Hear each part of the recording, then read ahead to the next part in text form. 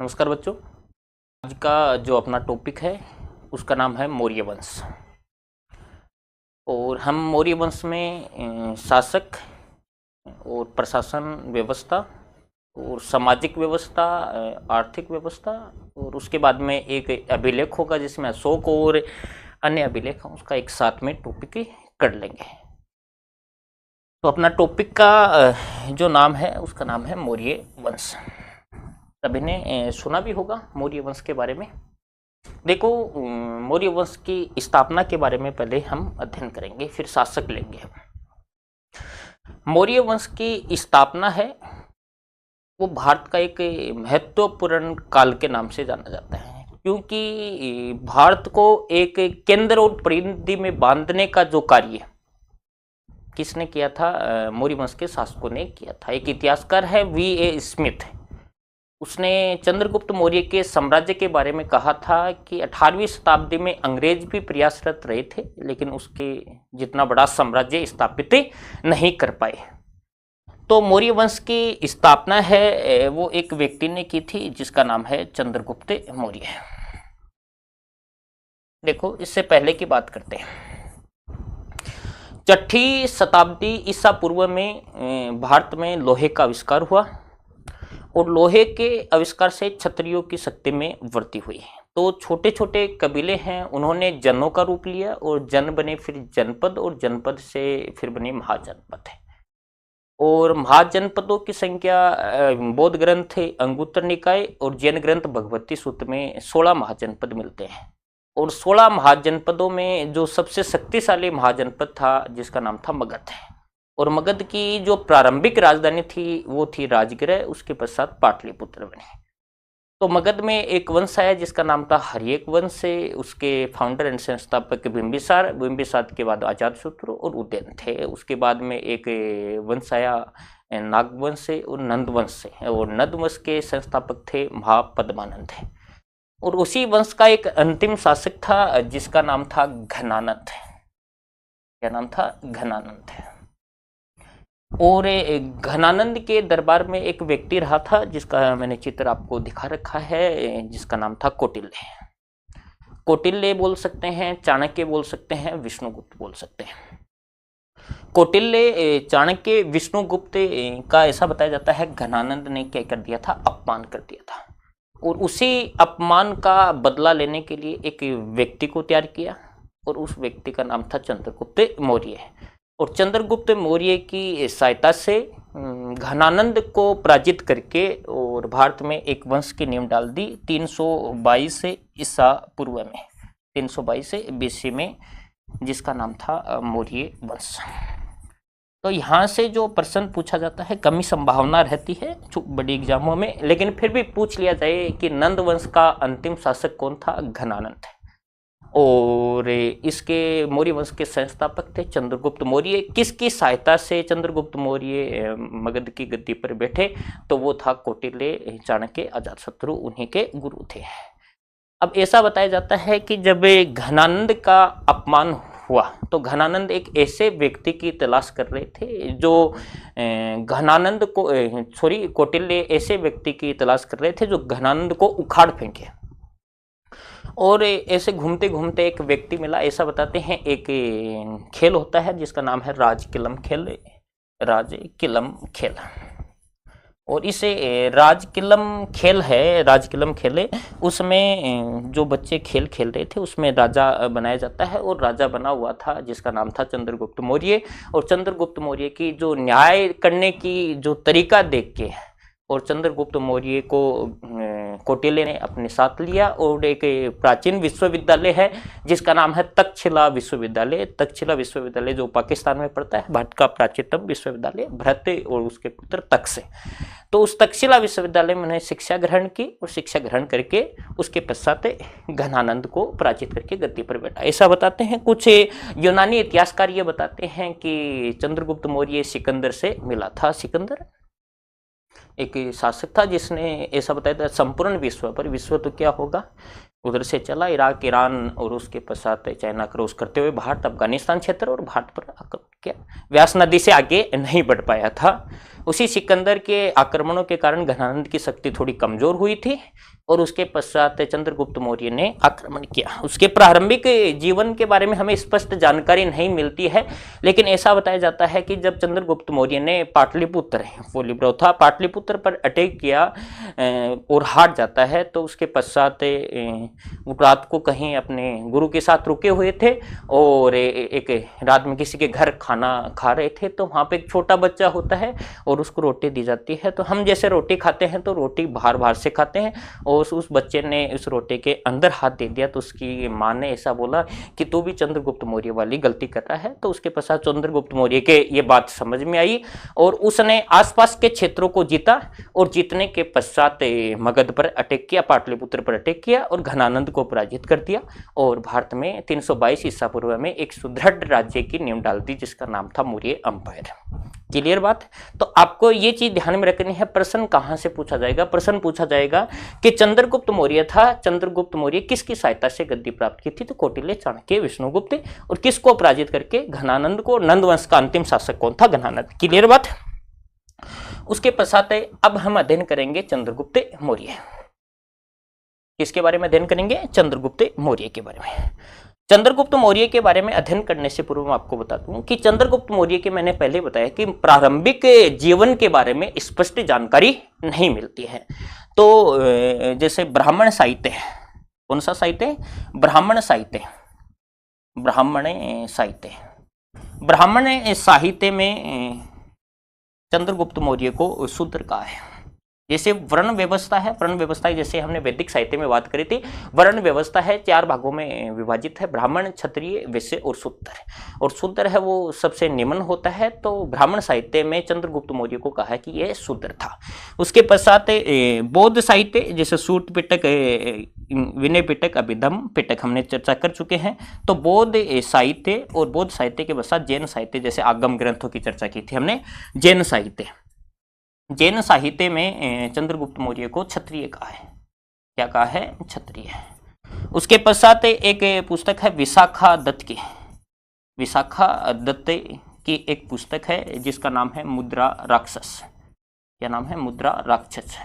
और मुद्रा राक्षस में एक शब्द का प्रयोग किया गया है जिसका नाम है वर्सल। आपसे प्रश्न पूछ लिया जाएगा, वर्सल। मुद्रा राक्षस में एक पुस्तक, एक शब्द का प्रयोग किया गया है जिसका नाम है वर्सल। वर्सल का अर्थ होता है निम्न, निम्न जाति से उत्पन्न व्यक्ति था, निम्न जाति से उत्पन्न व्यक्ति था। जो कौन था? चंद्रगुप्त मौर्य। और उसके बाद में एक स्टेटमेंट और आता है यूनानी इतिहासकार। यूनानी इतिहासकार हैं वो चंद्रगुप्त मौर्य को क्या बताते हैं? निम्न कुल में उत्पन्न, निम्न कुल में उत्पन्न और निम्न परिस्थितियों में जन्मा, निम्न परिस्थितियों में जन्मा। क्लियर बात है? 4 मैं प्रारंभिक जीवन के 4 लिए हैं। एक तो कौन सा? ब्राह्मण साहित्य। ब्राह्मण साहित्य है उसमें चंद्रगुप्त मौर्य को क्या कहा गया है? शूद्र कहा गया है। ब्राह्मण साहित्य में क्या कहा गया है?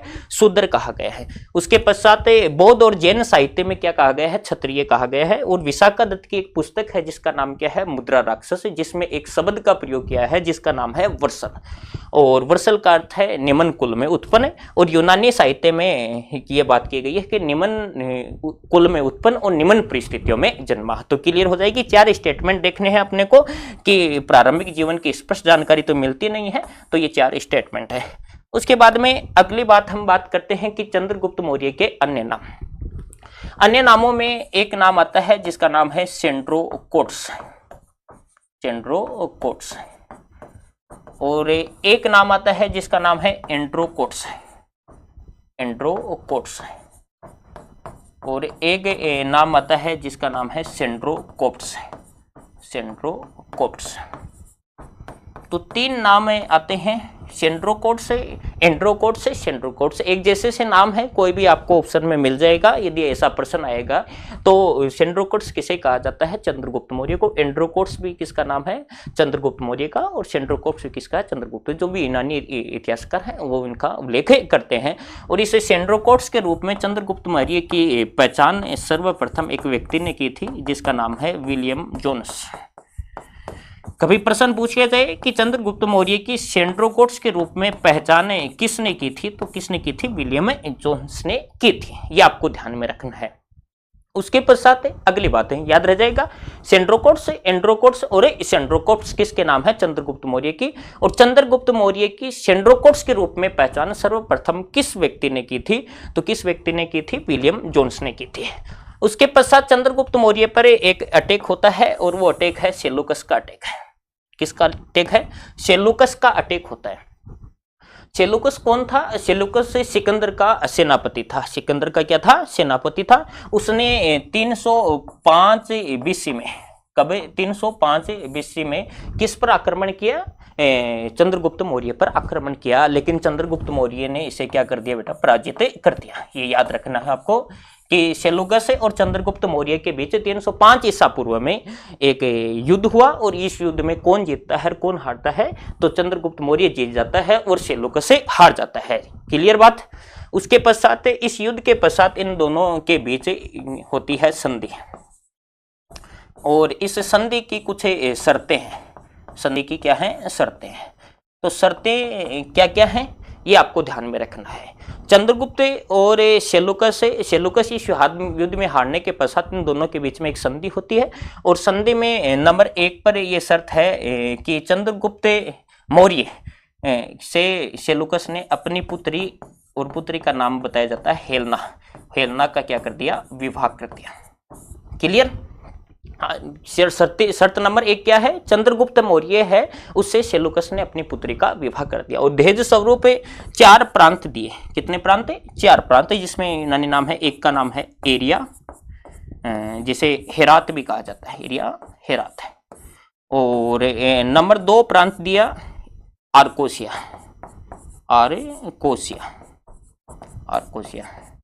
आर्कोसिया जिसे वर्तमान पाकिस्तान में है कंधार। ठीक है। नंबर 3 पे जेड्रोसिया, और जेड्रोसिया है बलूचिस्तान में क्या है? जेड्रोसिया। और एक नाम है जिसका नाम है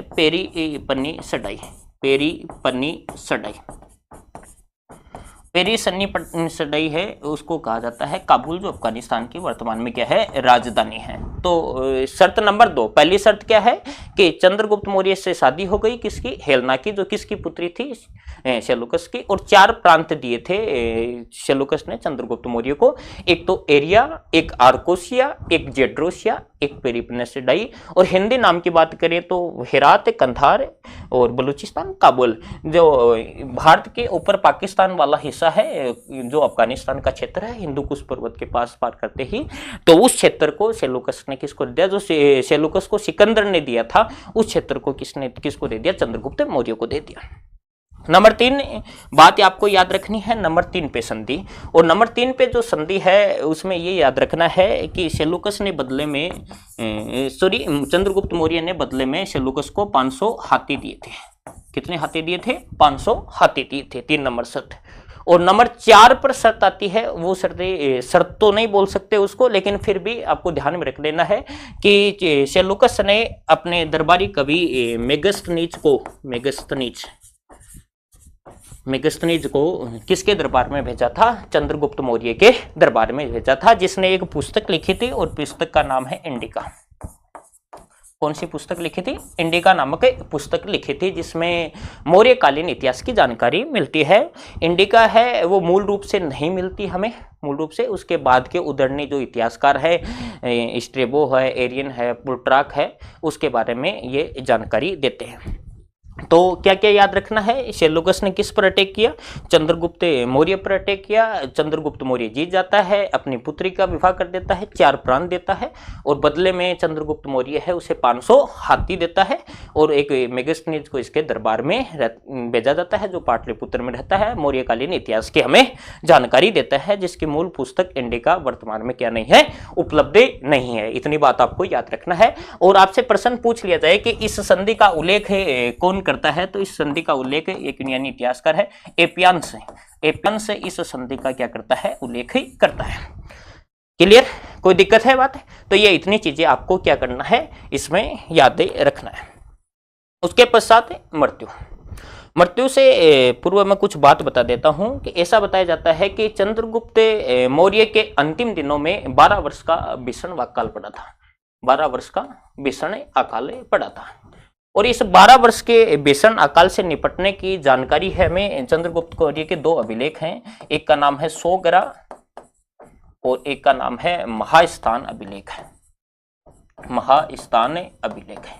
इन दोनों अभिलेखों से इनकी जानकारी मिलती है कि चंद्रगुप्त मौर्य के अंतिम दिनों में 12 वर्ष का भीषण अकाल पड़ा था। और महास्थान अभिलेख में चंद्रगुप्त मौर्य की बंगाल विजय की भी पुष्टि करता है। कौन सी विजय की? बंगाल पर विजय की पुष्टि करता है कि मौर्य साम्राज्य है पूर्व में बंगाल तक फैला हुआ था, बंगाल विजय की। और चंद्रगुप्त मौर्य की एक मुद्रा का भी उल्लेख करता है जिसका नाम है कांकड़ी नामक मुद्रा। कौन सी मुद्रा? मौर्यकालीन इकाई है, मुद्रा का नाम पूछ ले तो चंद्रगुप्त मौर्य की एक मुद्रा है जिसका नाम क्या है? कांकड़ी नामक मुद्रा है। वो भी किसने चलाई थी? चंद्रगुप्त मौर्य ने चलाई थी। कौन सी जानकारी? ये जानकारी कहां से मिलती है? महास्थान अभिलेख से मिलती है। चंद्रगुप्त मौर्य ने एक झील का निर्माण करवाया था और जिस झील का नाम है सुदर्शन झील है। और सुदर्शन झील कहां पे पड़ती है? सौराष्ट्र गुजरात में। सौराष्ट्र गुजरात में सुदर्शन झील का भी निर्माण करवाया था। सौराष्ट्र गुजरात में एक झील बनाई थी जिसका नाम था सुदर्शन झील। और उस समय वहां का जो गवर्नर था उस गवर्नर का नाम था पुष्यगुप्त वैश्य। पुष्यगुप्त वैश्य नाम का एक गवर्नर था, उसने उस झील का निर्माण करवाया था। तो चंद्रगुप्त मौर्य के समय सुदर्शन झील गुजरात में बनी हुई है। तो आपसे प्रश्न पूछा जाएगा कि सुदर्शन झील का निर्माण किसने करवाया था? तो चंद्रगुप्त मौर्य ने कहां करवाया था? सौराष्ट्र गुजरात में करवाया था। उस समय सौराष्ट्र गुजरात का गवर्नर कौन था? तो पुष्यगुप्त वैश्य था। अंतिम दिनों में अपने गुरु भद्रभाऊ से दीक्षा लेकर, जैन गुरु था इनका, ऐसा बताते हैं कि इन्होंने जैन धर्म स्वीकार कर लिया। तो जैन गुरु था भद्रभाऊ, उससे दीक्षा लेकर और सलेखना पद्धति से श्रवण बेलगोला। और श्रवण बेलगोला कहाँ पे पड़ता है? कर्नाटक में। और कर्नाटक में इसकी क्या हो जाती है? मृत्यु हो जाती है। कब हो जाती है? 298 बीसी में। 298 बीसी में इसकी क्या हो जाती है? मृत्यु हो जाती है। ये मुख्य बातें हैं जो चंद्रगुप्त मौर्य से संबंधित थे। तो क्या क्या बात की हमने? चंद्रगुप्त मौर्य के प्रारंभिक जीवन की हमें स्पष्ट जानकारी नहीं मिलती है। कौटिल्य की सहायता से नंद वंश के अंतिम शासक घनानंद को पराजित कर भारत में मौर्य वंश की नींव डाली थी। ये चीजें आपको ध्यान में रखनी है। अन्य नाम सेंड्रोकोट्स, एंड्रोकोट्स और सेंड्रोकोप्स था, जो यूनानी इतिहासकार इसका उल्लेख करते हैं। और विलियम जोन्स ने सर्वप्रथम चंद्रगुप्त मौर्य की सेंड्रोकोट्स के रूप में क्या की थी? पहचान की थी। और उसके पश्चात अगली बात करते हैं, उस पर 305 ईसा पूर्व में सेलुकस का अटैक हुआ और सेलुकस के अटैक में सेलुकस हार जाता है। उसके पश्चात अपनी पुत्री का विवाह करता है। 4 प्रांत देता है, एरिया, आर्कोसिया, जेड्रोसिया और पेरिपन्नी सडाई। उसके पश्चात एक 500 हाथी चंद्रगुप्त मौर्य सेलुकस को देता है और मेगस्थनीज को दरबार में भेजता है। इसके अंतिम दिनों में 12 वर्ष का भीषण अकाल पड़ा, जिसकी जानकारी हमें सोगरा और महास्थान अभिलेख से मिलती है। और उसके पश्चात एक झील का निर्माण करवाया था, सुदर्शन झील। बंगाल विजय की पुष्टि करती है। कांकड़ी नामक मुद्रा भी चलाई थी। 298 ईसा पूर्व में अपने गुरु भद्रभाऊ से दीक्षा लेकर शरण बेलगोला कर्नाटक चला गया। वहां पे सलेखन पद्धति से इसने क्या त्याग दिए थे? प्राणी त्याग दिए थे। ये आपको ध्यान में रखना है। सुदर्शन झील की बात करें तो सुदर्शन झील से और भी प्रश्न पूछे जाते हैं हमें। सुदर्शन झील से और क्या प्रश्न पूछे जाते हैं? देखो, सुदर्शन झील